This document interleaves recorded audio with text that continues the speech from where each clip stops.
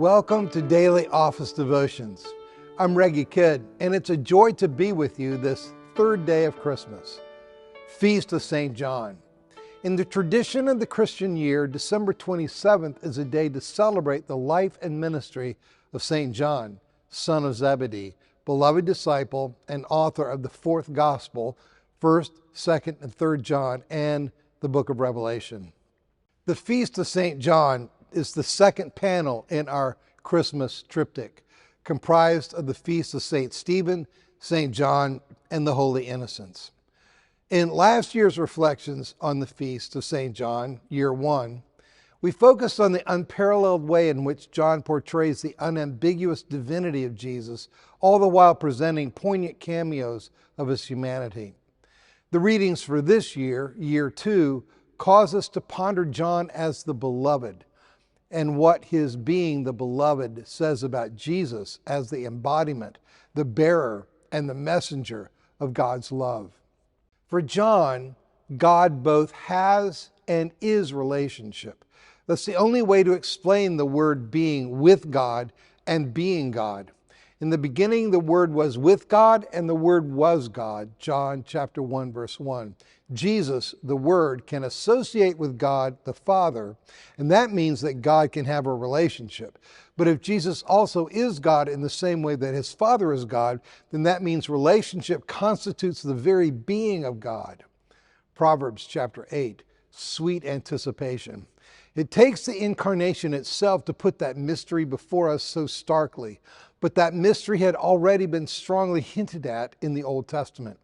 In Proverbs chapter 8, Solomon imagines wisdom personified and as accompanying God at creation, indeed as being a master worker in the laying of the foundations of the earth. Proverbs chapter 8, verses 29 and 30. Christians understandably look back on the language of a personified lady wisdom in Proverbs. See the contrast between Dame Folly and Lady Wisdom in Proverbs chapters 7 through 9, as a tantalizing preview of the wisdom and Word of God taking human form in Jesus Christ. Especially intriguing is the love that flows between wisdom and the Lord. Then I was beside him like a master worker, and I was daily his delight. Proverbs chapter 8, verse 30. It becomes the eternal Son's mission, he who is quite literally, not merely literarily, the personification of wisdom, to bring all the way to us the love that has always characterized God's own self. John chapter 13, divine love at the table. By washing his disciples' feet, Jesus quintessentially displays the love that is God's nature. Today's verses extract lessons from that event. They unpack for us the so what of the foot washing. Intimacy eclipses authority. One of his disciples, the one whom Jesus loved, was reclining next to Jesus.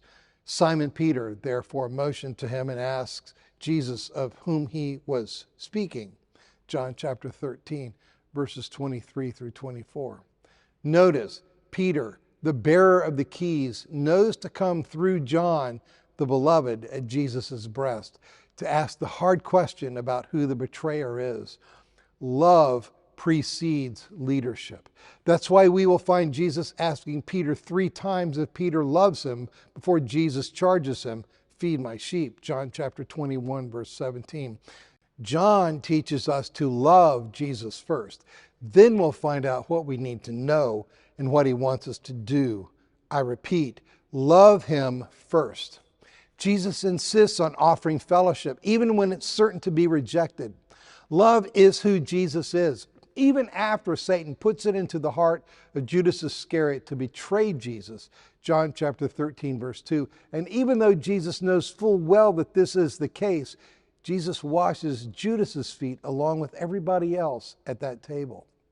Knowing also, as he no doubt does, that Judas will slink off into the night, John chapter 13, verse 30, to commit the most horrific act of cosmic treason and personal betrayal the world has ever seen.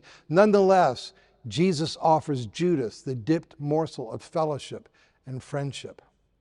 I'm hard-pressed to think of a better illustration of a love that never quits, or of the veracity of C.S. Lewis's saying, "The door of hell is locked from the inside." Jesus calls upon us to make the mystery of God's loving nature visible and believable. Jesus tells his disciples in a straightforward way what to do with the tableau he has painted for them. Do likewise. If I, your Lord and Master, have washed your feet, you too ought to wash one another's feet. John chapter 13, verse 14. Nothing less is at stake than the world's being able to see in the disciples' love for one another that they belong to Jesus. By this, the world will know that you are my disciples, if you have love for one another. John chapter 13, verse 35. Beyond the authenticity of their discipleship, Jesus' followers' oneness will open a window for the world into the very oneness within the Godhead, that they, my disciples, may become completely one, so that the world may know that you, Father, have sent me and have loved them even as you have loved me. John chapter 17, verse 23. That is a staggeringly wonderful prospect.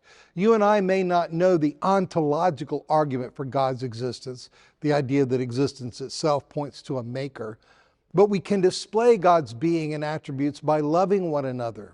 We may not be able to articulate the teleological argument for God's existence, the idea that the design of nature suggests an intelligence behind nature, but we can show that the design for human flourishing is creativity, not destruction, harmony, not disharmony, truthfulness, not prevarication, kindness, not cruelty, prompting the question even among non-believers, how is it we all intuitively know that's what we were made for, regardless of how well we live up to the design? As the beloved disciple is later to write, no one has ever seen God. If we love one another, God lives in us, and his love is perfected in us. 1 John chapter 4, verse 12. In other words, the closest the invisible God comes to becoming visible is in our love for one another. Be blessed this day.